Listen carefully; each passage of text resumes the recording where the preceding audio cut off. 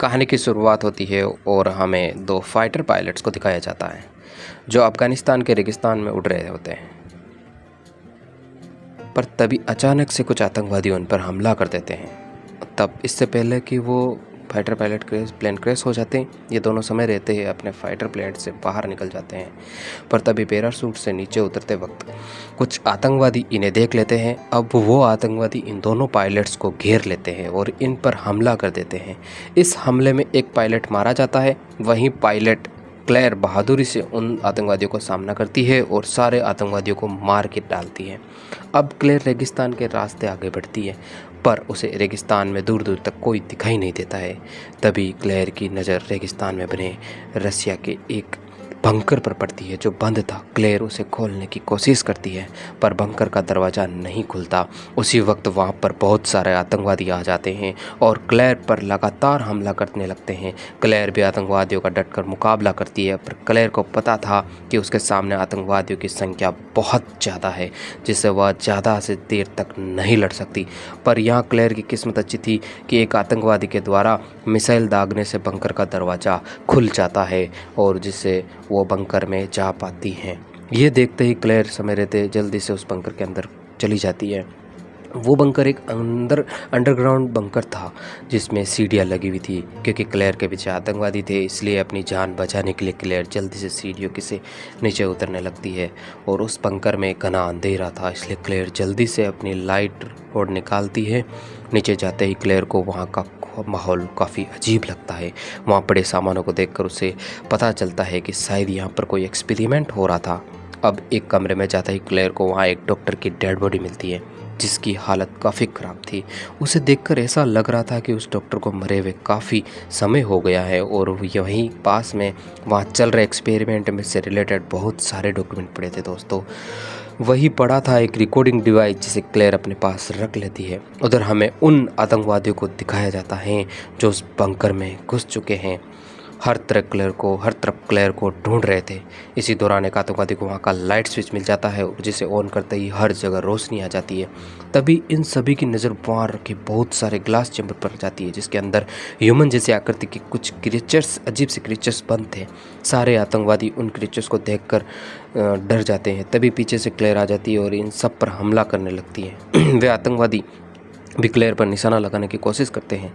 इसी दौरान बंदूक के शॉट से एक क्रीचर का चैम्बर टूट जाता है और क्रीचर बाहर आ जाता है, पर क्रीचर बेहोश हालत में था।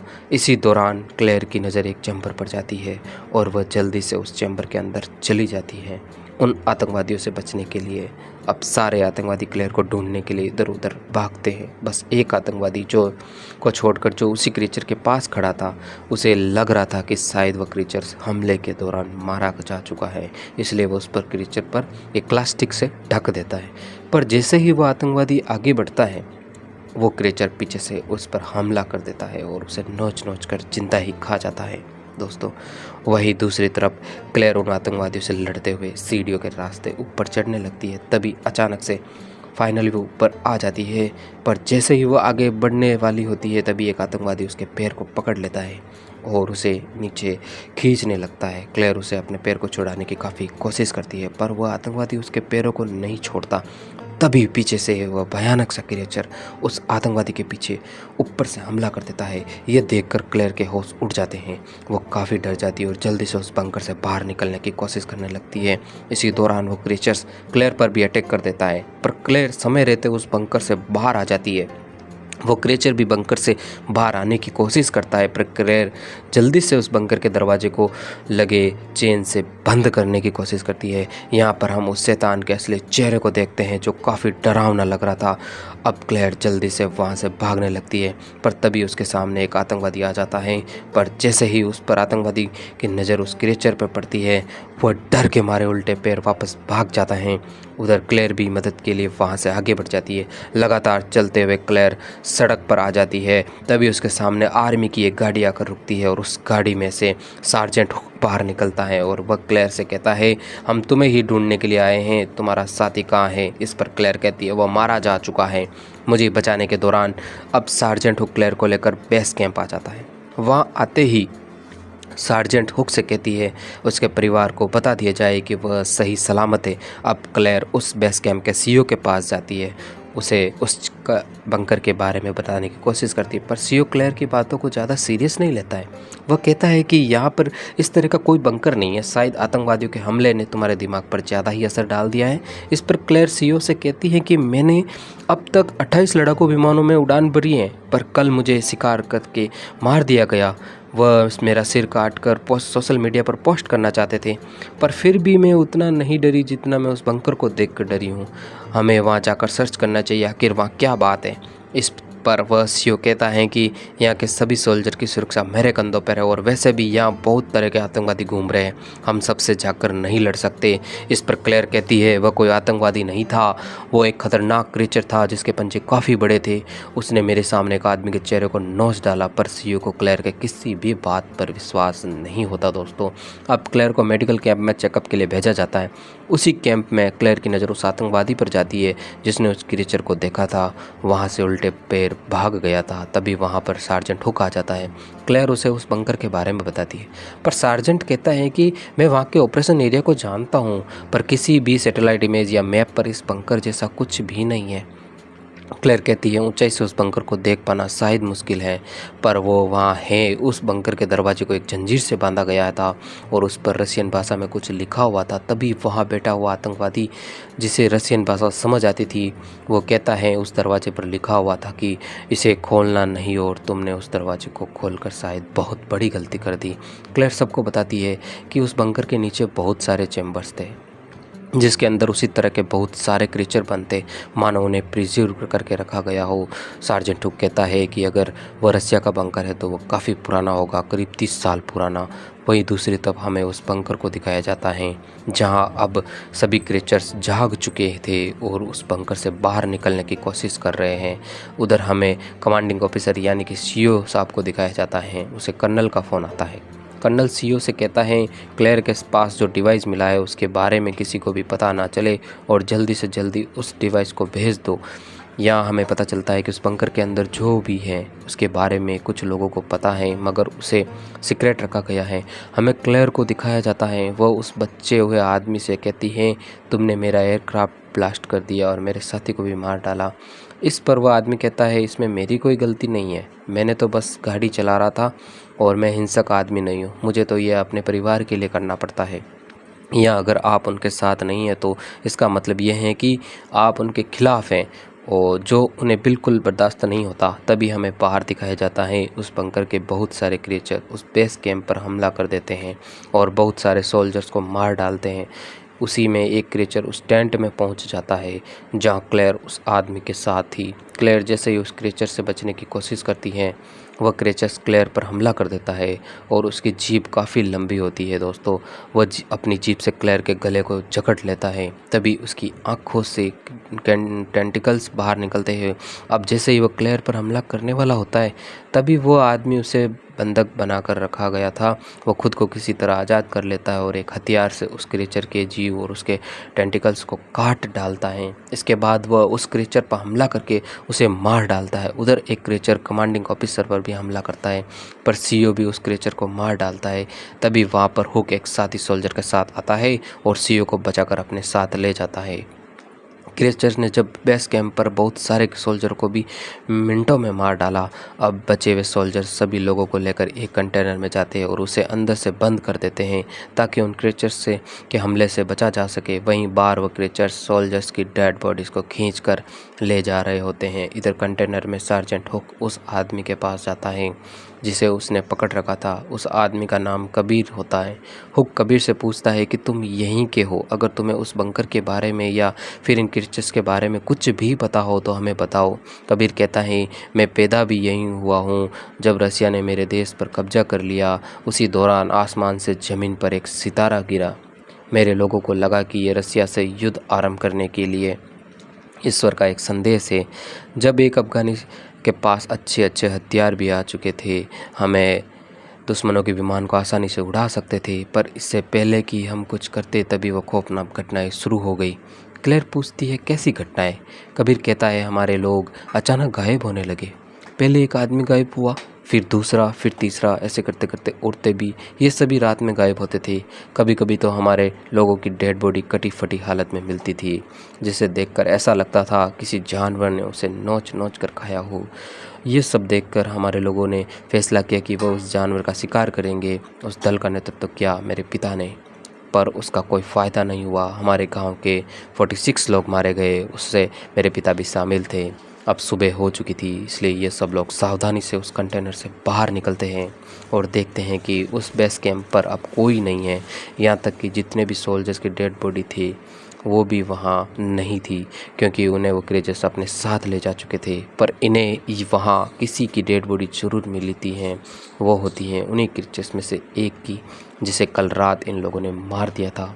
उस क्रीचर्स की डेड बॉडी को देखकर इन सभी के होश उड़ जाते हैं, क्योंकि वह नज़दीक से काफ़ी भयानक लग रहा था। वह ना तो कोई इंसान लग रहा था, ना ही कोई जानवर।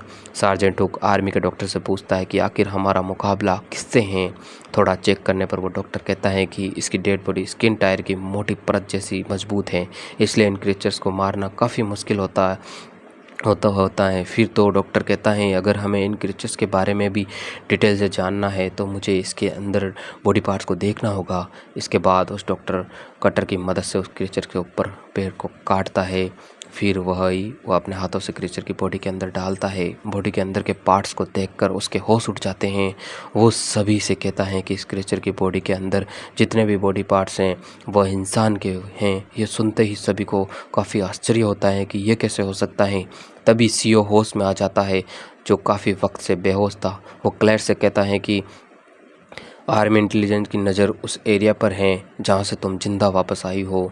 किसी ने भी इस बात की पुष्टि नहीं की वहाँ कुछ गड़बड़ी है। कल के दिन तक जब तुम सीधे उस बंकर में गई, वहाँ से एक ड्राइव लेकर आई हो, तो बताओ कि दिसंबर 1990 में साइबेरिया के ऊपर पृथ्वी के वायुमंडल में एक एलियन शिप ने एंटर किया और वहाँ पर वो एलियन शिप क्रैश हो गया। तभी कबीर बोल उठता है, ये वही टूटा हुआ तारा जिसे मेरे गांव वालों ने देखा था। कमांडिंग ऑफिसर कहता हाँ, रसिया ने उसे कुछ साइंटिस्ट उन एलियन शिप के पास भेजा। साइंटिस्ट ने देखा कि उस शिप के अंदर एलियंस है जो मर चुके हैं। उन्होंने एक एलियंस के डीएनए सैंपल को कलेक्ट किया और फिर इंसानों के डीएनए के साथ उन एलियंस के डीएनए सैंपल को मर्ज कर दिया, जिसका नतीजा ये खतरनाक क्रीचर्स हैं। और ये सारा प्रोसेस अफ़गानिस्तान के उसी बंकर में हो रहा था, रसिया से दूर। अब सार्जेंट हुक क्लेयर से पूछता है कि उस बंकर में इन क्रीचर्स की संख्या कितनी है। क्लेयर कहती हैं कि वो उनकी एक सेना है। सीओ कहता है कि कल रात वो यहाँ जांच करने आए थे हमारी ताकत का। सार्जेंट हुक कहता है मतलब आज रात वो हम पर हमला करने आने हैं। ये सुनकर सोल्जर कहती हैं क्यों ना हम अपना सामान लोड करें और यहाँ से निकल जाए। इस पर सार्जेंट हुक कहता है अभी हमारे पास आधे रास्ते का इंजन है और अगर हम पैदल यहाँ से निकले तो यहाँ के आतंकवादी हमारा वह हाल करेंगे जिसके बारे में हम सोच भी नहीं सकते। तभी सीओ सभी से कहता है मानो या ना मानो, लेकिन हम सब उन क्रीचर्स के विरुद्ध लड़ाई में शामिल हो चुके हैं। और तभी उनके सामने टेबल पर लेटा वो क्रीचर्स जो मर चुका था वो अचानक उठ खड़ा होता है, सभी पर हमला कर देता है। वो क्रीचर सबसे पहले क्लेयर पर हमला करने की कोशिश करता है, शायद इसलिए क्योंकि वह उसका पहला शिकार थी। पर इससे पहले कि वो क्रीचर्स क्लेयर को मार डालता, कबीर उन क्रीचर्स पर हमला करने की कोशिश करता है और इस बार उसका हमला असफल रहता है। और ये सब देखकर सीओ एक बम निकालता है और उस क्रीचर्स के साथ खुद को भी ब्लास्ट करके उस लड़ाई की शुरुआत कर देता है। अब बचे हुए इन सभी के पास कोई दूसरा रास्ता नहीं बचा था वहाँ से जिंदा वापस निकलने का, इसलिए ये सोचते हैं कि ये सभी उस बंकर में जाकर उन सभी क्रीचर्स को ख़त्म कर देंगे, चाहे उनके लिए अपनी जान क्यों ना देनी पड़े। अब ये लोग कबीर से कहते हैं कि वह आज़ाद है, वह यहाँ से जा सकता है। पर कबीर कहता है नहीं, मैं आप लोगों के साथ उन शैतानों को ख़त्म करने के लिए जाऊँगा, अपने पिता की मौत का बदला लूँगा। अब ये लोग उस बंकर तक पहुँच जाते हैं। दोस्तों, उस बंकर के अंदर बहुत सारे बम लगा देते हैं ताकि उस बंकर को अंदर से ब्लास्ट कर उन क्रीचर को हमेशा के लिए ख़त्म कर दिया जाए। पर जैसे ही ये लोग बम लगाकर उस बंकर से बाहर निकलने वाले होते हैं, तभी उस क्रीचर हुक पर हमला करके उस बंकर के नीचे खींच लेता है। सभी को लगता है कि हुक मारा जा चुका है, पर थोड़ी देर बाद क्लेयर को हुक की आवाज़ सुनाई देती है और वह नीचे जिंदा था। इसलिए अब क्लेयर सभी से कहती हैं वह बंकर के अंदर जाकर हुक को बचाएगी। नीचे जाने के लिए क्लेयर सहित 5 लोग तैयार होते हैं और वहीं बाहर विल्स आर्मी जीप में लगे वायर को वहाँ टूटे हुए लिफ्ट से बांध देती है ताकि वो अपनी पांचों नीचे जाकर हुक को बचा सके।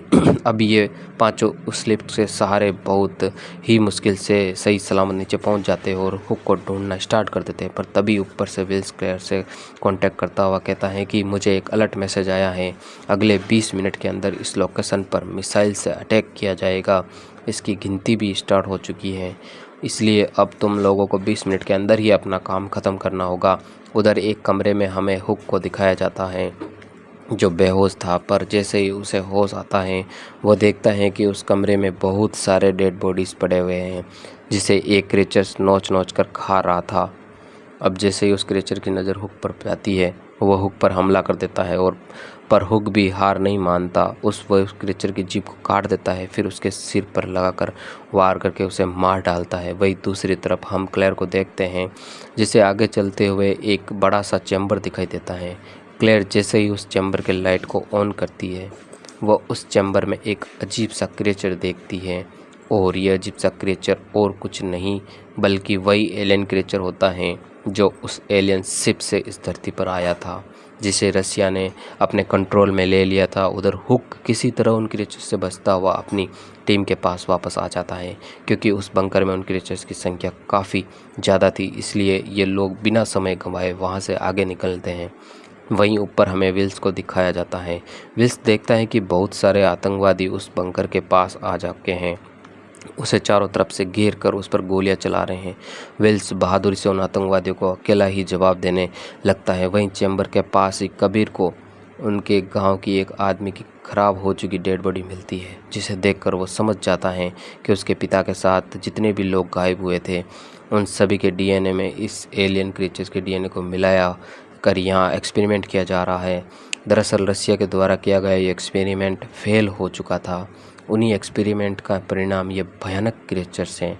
वहीं नीचे हम देखते हैं कि क्लेयर की टीम में बस 3 लोग ही जिंदा बचे हैं, बाकी लोगों उन क्रीचर्स के हाथों मारे जा चुके हैं।